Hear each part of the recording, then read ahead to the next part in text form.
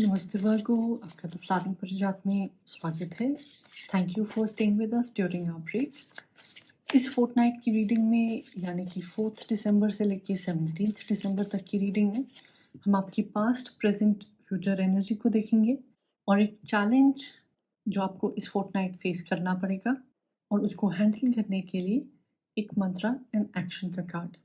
तो शुरू करते हैं आपकी पास्ट की एनर्जी से, आपकी प्रेजेंट की एनर्जी एंड फ्यूचर की एनर्जी के लिए एक कार्ड, साथ में एक चैलेंज जो आपको इस फोर्टनाइट फेस करना पड़ सकता है, इसके साथ डील करने के लिए एक मंत्रा एंड एक एक्शन का कार्ड। तो वर्गो, ये फोर्टनाइट की रीडिंग कहीं आपके लिए इम्पोर्टेंट है क्योंकि आपके पास दो मेजर अरकाना के कार्ड्स आए हुए हैं। तो शुरू करते हैं आपकी पास्ट की एनर्जी से, जहाँ कार्ड आया है द स्टारलाइट। तो पिछले कुछ हफ्तों में या फिर महीनों में आपकी ज़िंदगी में कुछ मिसिंग सा लग रहा था। शायद से आपने कोई बेचैनी सी महसूस की हो। वो इसलिए हो सकती है कि लाइफ बहुत ही धीरे चल रही थी, आप किसी चीज़ के लिए वेट कर रहे थे, वो हो नहीं रहा था, या फिर लाइफ ही बहुत ज़्यादा बिज़ी हो गई थी। मगर जो भी 1-2 मिनट आपको मिल रहे थे, आप कहीं न कहीं ये सोचने लग गए थे कि क्या जो भी मैं कर रहा हूँ या जो भी डिसीज़न मैंने लिया है या जो भी मेरी लाइफ में हो रहा है, क्या इस सब का पर्पस है? क्या ये उस तरफ जा रहे हैं जहाँ मैं जाना चाहता हूँ? अगर आप नौकरी ढूँढ रहे थे, तो फिर आपने इंटरव्यूज़ दिए हैं, काफ़ी जगह अपना सीवी भेजा है, बट शायद से कोई कॉल बैक या फीडबैक आपके पास नहीं आ रही थी। मगर जो भी हो, आपने इस बड़े अजीब से टाइम में भी अपने अंदर एक होप बनाया हुआ था। वो शायद से आपने दूसरों को ना बताया हो, बट आप अपनी ये रोज़मर्रा की ज़िंदगी में भी कहीं से छुप के थोड़ा-सा टाइम अपने लिए निकाल रहे थे, या फिर उस एक चीज़ के बारे में सोच रहे थे जो आपको लग रहा था कि आने वाली होगी या फिर जिसका आप वेट कर रहे थे। बेसिकली आपको होप था कि जिस डायरेक्शन में आप काम करना चाहते हैं या फिर लाइफ में जो चेंज आप चाहते हैं, वो जल्द ही आने वाला है।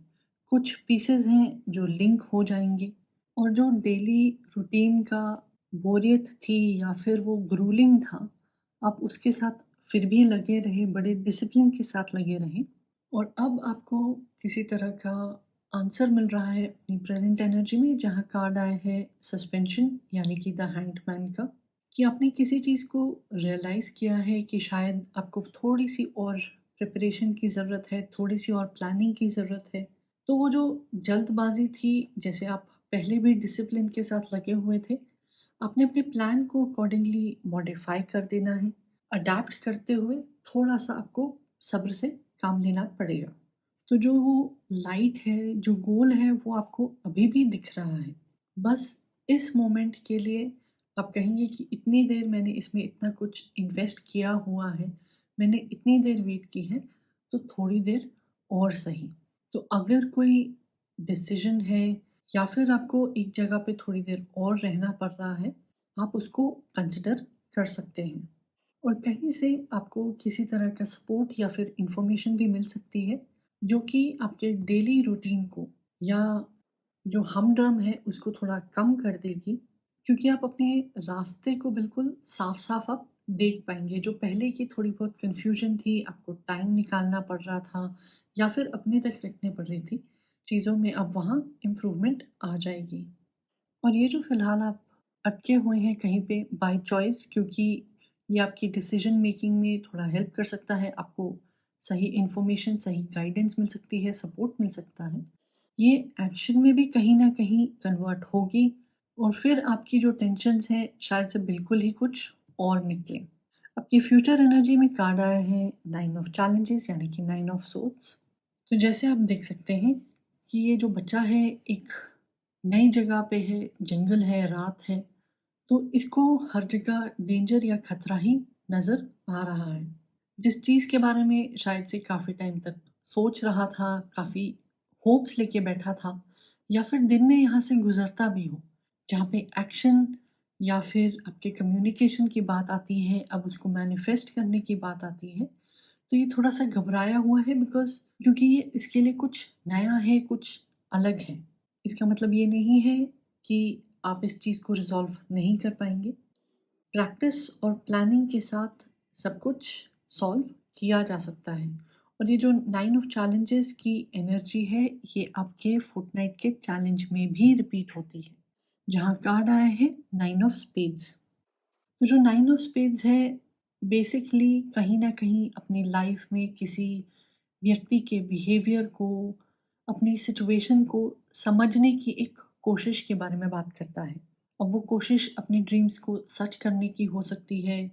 जो ये 9 सॉर्ड्स हैं, इनके हिसाब से जो ये व्यक्ति है, उनको लग रहा है ये कहीं अटके हुए हैं, कहीं पे कुछ प्रॉब्लम है जिसको ये सोच नहीं पा रहे हैं, समझ नहीं पा रहे हैं। और ये मेंटल लेवल पर प्रॉब्लम है, इश्यूज़ हैं। जैसे और कितनी देर वेट करना पड़ेगा, किस चीज़ की टेंशन है, किसी को कुछ बताना चाहिए या नहीं, जो रास्ता है मुझे दिख नहीं रहा, या फिर जो रास्ता मेरे को दिख रहा है क्या वो सही है, नहीं है। तो आप अपने सारे कार्ड्स में देखिए, ये जो फोर्टनाइट है आपसे काफ़ी इंटरनल लेवल पर काम मांग रहा है। कुछ डर, कुछ इनसिक्योरिटी, कुछ सपने या कन्फ्यूजन है कहीं न कहीं। मगर जो आपके मंत्रा और एक्शन आए हैं, ये वॉन्ड्स के कार्ड्स हैं। वॉन्ड्स फायर, एनर्जी, एक्शन के बारे में बात करते हैं। ये कर्म के बारे में बात करते हैं। तो कहीं न कहीं आपके चैलेंज और आपकी एनर्जीज़ का बेस्ट अगर आप निकालना चाहते हैं, तो आपको अपना नज़रिया बदलने की ज़रूरत है और एक्शन पर फ़ोकस करना पड़ेगा। आपके मंत्रा में कार्ड आया है 3 ऑफ वॉन्ड्स। तो अगेन जैसे आपको कार्ड में ही फायर नज़र आ रही है, एनर्जी नज़र आ रही है। जो भी ये होप ड्रीम था, जिसके लिए आप अभी थोड़ा वेट करने के लिए भी तैयार हैं, याद रखें कि ये आपको एक्साइट क्यों करता था? क्या चीज़ थी उसमें जो आपको अट्रैक्ट करती है? और आपने इसमें इतना टाइम डाला है, कुछ स्किल्स सीखी हैं, तो आपको इसको आगे डेवलप क्यों नहीं करना चाहिए? उसके लिए कोई कारण नहीं है। तो जो आपके टैलेंट्स हैं, आपकी जो स्किल्स हैं, आपको उनको थोड़ी इज़्ज़त देनी चाहिए, थोड़ा ऑनर करना चाहिए। बल्कि ये टाइम ऐसा है कि जो लाइफ़ में आने वाला चेंज है, आपके लिए थोड़ा-सा अभी पॉज़ वाला पीरियड चल रहा है, वहाँ पे आपको बेटर प्लानिंग की ज़रूरत है। अगर आप किसी चीज़ को चाहते हैं, कोई भी आपका पर्टिकुलर एम्बिशन है, उसे पीछे मत हटिए।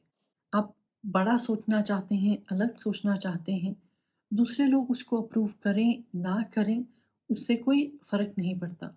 आपने अपनी राह चलना है। तो मंत्रा के हिसाब से ये कार्ड आपसे कह रहा है कि काफ़ी चीज़ों को जगल करने के लिए, फायर की एनर्जी को कंट्रोल करने के लिए और उससे कुछ अच्छा बनाने के लिए, वो देखने में या बाहर से बड़ा एफर्टलेस लग सकता है। इस पिक्चर को देख के ये बड़ा स्मूथ लगता है, बट सीन के पीछे एफर्ट हमेशा डलता है, मेहनत हमेशा डलती है। तो अगर कोई स्ट्रेस है, कोई टेंशन है, ये आपकी जर्नी का एक पार्ट है। इसे डर के आपने रुकना नहीं है, बल्कि इसका सामना करना है, ताकि जो भी चीज़ आप बना रहे हैं वो और अच्छी बने, सॉलिड बने। एंड आप यहाँ तक कुछ सीख के पहुँचे हैं, तो थोड़ा-सा अपने ऊपर विश्वास रखिए कि अगर कोई चेंज आता है, अगर कोई नई चीज़ है, अगर कोई प्रोजेक्ट को आप रीस्टार्ट भी कर रहे हैं, एक दूसरे सिरे से शुरू भी कर रहे हैं, तब भी चीज़ें आप हैंडल कर सकते हैं। आपके एक्शन में कार्ड आया है 7 ऑफ वॉन्ड्स। तो ये कार्ड आपको कह रहा है कि कहीं पे आपने एक बिगिनिंग ऑलरेडी की हुई है, एक लॉन्च आपने ऑलरेडी किया हुआ है और इस रास्ते में आप एक लेवल तक आ गए हैं। सक्सेस तक शायद नहीं पहुँचे हैं, बट आपने थोड़ी-सी हाइट गेन कर ली है, अपनी एक टेरिटरी बना ली है, तो ये अब रुकने का टाइम नहीं है। हाँ जी, आपको ये सोचना चाहिए कि जो लोग मेरे को ऑपोज़िशन अगर दे रहे हैं, या फिर मैं खुद भी अगर अपने आप को या कुछ आइडियाज़ को अपोज़ कर रहा हूँ या कर रही हूँ, तो ऐसा क्यों है? क्या इनमें से कुछ मुद्दे रिज़ॉल्व हो सकते हैं? क्या मैं ही कुछ ट्रिक सीख के अपने इस फ़ियर को एड्रेस कर सकता हूँ? क्या दूसरे लोगों से या फिर उनके सुपीरियर से बात करके कुछ प्रॉब्लम्स का सॉल्यूशन ढूँढा जा सकता है? ताकि ज़्यादा से ज़्यादा लोग आपकी साइड पर हों। और यहाँ पे जो लोग आपसे लड़ रहे हैं, कॉम्प्रोमाइज़ करने को तैयार नहीं हैं, वो नेसेयर्स हैं एंड उनकी बातों पर आपने ध्यान नहीं देना है। आप इस मुकाम पर अपने एफर्ट से पहुँचे हैं, अपनी सोच से पहुँचे हैं, तो थोड़ा सेल्फ कॉन्फिडेंट रहिए और अपनी जर्नी को कंटिन्यू करिए।